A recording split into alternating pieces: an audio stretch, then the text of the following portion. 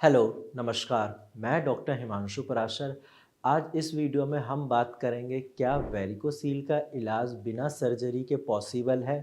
क्या ये संभव है कि आपका वेरिकोसील बिना सर्जरी के ठीक हो सकता है? ये क्वेश्चन बहुत कॉमन लोग पूछते हैं। ये आपके माइंड में भी क्वेश्चन आता होगा कि क्या मेरा वेरिकोसील बिना सर्जरी के ठीक हो सकता है? जब मैं ओपीडी में पेशेंट देखता हूँ तो वहाँ पे पेशेंट भी पूछते हैं मेरे से कि सर पक्का ये बीमारी बिना सर्जरी के ठीक हो जाएगी? तो आज हम इसी के बारे में बात करेंगे इस वीडियो में, तो आप अंत तक बने रहिए। सबसे पहले देखो, मेरा मानना है कि जो सर्जरी है ये एक लास्ट ऑप्शन होना चाहिए, क्योंकि जो आपको वेरिकोसील की प्रॉब्लम है वो बिना सर्जरी के बिल्कुल ठीक हो सकती है होम्योपैथिक मेडिसिन से। तो सर्जरी एक लास्ट ऑप्शन के रूप में रखिए। बाकी आप जानते ही हैं कि सर्जरी का नाम सुनते ही एक मन में हल्का-सा डर भी रहता है कि क्या पता आगे जाके सर्जरी सक्सेसफुल हो, ना हो और कोई कॉम्प्लिकेशन तो नहीं हो सकती। तो आज इस वीडियो में मैं आपको यही बताऊँगा कि हमें सर्जरी क्यों नहीं करानी चाहिए, इसके क्या-क्या रीज़न्स हैं कि सर्जरी कराने से क्या दिक्कतें आती हैं। सबसे पहले अगर आप सर्जरी कराते हैं या फिर मेरे पास कुछ ऐसे पेशेंट हैं जिन्होंने वेरिकोसील की सर्जरी कराई और 6 महीने साल भर के अंदर उनको दोबारा ये प्रॉब्लम हो गई। यानी कि अगर आप सर्जरी कराते हैं तो चांस होता है कि रीअकरेंस हो जाए, आपका वेरिकोसील दोबारा आ सकता है। सेकंड ये है कि अगर आप सर्जरी यंग एज में कराते हैं, क्योंकि वेरिकोसील अक्सर मैंने नोट किया है कि इस 40 टू 50% लोगों में यंग एज में ही होता है, यानी कि 24-25 साल की एज में।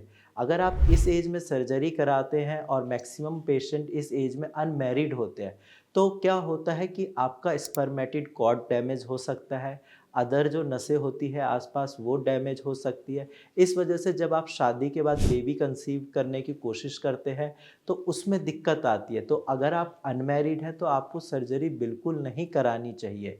इसके साथ-साथ कई पेशेंट में मैंने ये देखा है कि उनको वेरिकोसील की दिक्कत है, उन्होंने सर्जरी कराई।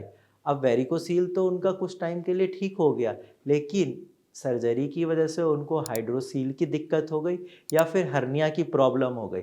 अब आप खुद बताइए, एक बीमारी ठीक हुई नहीं, उसकी वजह से दूसरी और तीसरी बीमारी फ्री में मिल गई, तो सर्जरी का क्या फ़ायदा है? इसीलिए सर्जरी आप मत कराइए, बिना सर्जरी के आपकी जो प्रॉब्लम है वो बिल्कुल ठीक हो सकती है। अब हम बात करते हैं कि अगर सर्जरी नहीं करानी तो सॉल्यूशन क्या है? वेरिकोसील कैसे ठीक होगा? तो सॉल्यूशन है होम्योपैथिक मेडिसिन। होम्योपैथिक मेडिसिन्स के बहुत सारे फ़ायदे हैं। सबसे पहला फ़ायदा तो ये है कि आपकी जो बीमारी है वेरिकोसील की, वो बिल्कुल जड़ से ख़त्म हो जाएगी। यहाँ पे कोई रीअकरेंस का कोई चांस नहीं है। अगर आप प्रॉपर ट्रीटमेंट लेते हैं, डॉक्टर की बात मानते हैं, अपना वेरिकोसील अगर एक बार आप ठीक कर लेते हैं, आपकी रिपोर्ट नॉर्मल आ जाती है, तो दोबारा लाइफ में कभी वेरिकोसील नहीं होगा। सेकंड चीज़ ये है कि होम्योपैथिक मेडिसिन का कोई भी साइड इफ़ेक्ट नहीं होता। अब एलोपैथी में आपने अपने पूर्वजों से भी सुना होगा या आपने नोट भी किया होगा, अगर आप ज़्यादा मेडिसिन खा लेते हैं तो आपके लिवर, किडनी पे इसका साइड इफ़ेक्ट होता है, लेकिन होम्योपैथी मेडिसिन में ऐसा कुछ भी नहीं है। और तीसरी सबसे बड़ी बात है कि वेरिकोसील होने के अलग-अलग रीज़न्स होते हैं।